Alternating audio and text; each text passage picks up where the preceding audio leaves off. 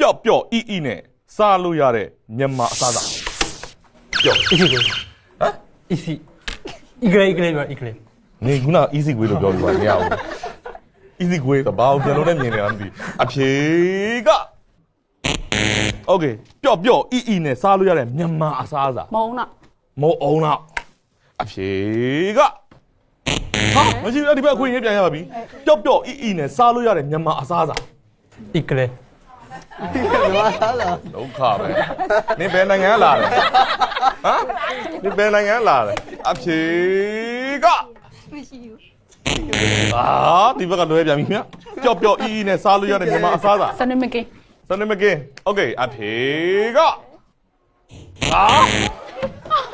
လာပြီတေချာစဉ်းစားသမားနင်အစားတော့မစားဘူးလားအဲ့ကြောင့်လည်းပိန်နေတာထင်တယ်မရဘူး ပျော့ပျော့အီအီကန်ကျင့်ပျော့အီတာသိလားပျော့ပျော့အီနဲ့စားလို့ရတဲ့မြန်မာအစားအစာတေ ကြောက်ကြော အဖြေကမလေး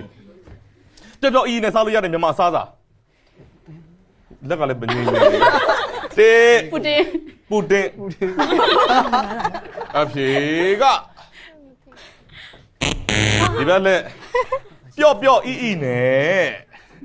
ဘာသာထဲမှာပျော့ရင်ပျော့ဟာသိလားပျော့ပျော့အီအီနဲ့စားလို့ရတဲ့မြန်မာအစားအစာ မုတ်ကြစီ အဖြေကဟာပျော့ပျော့အီအီနဲ့စားလို့ရတဲ့ထပ်မံနေကဲအဖြေကတော်သေးတာပေါ့ကွယ်ခဏနေကိုပတ်တာကိုခင်ဗျာသူများပေးမလား ပေးဖြစ် ပေးဖြစ်မယ်နေရာယူပါ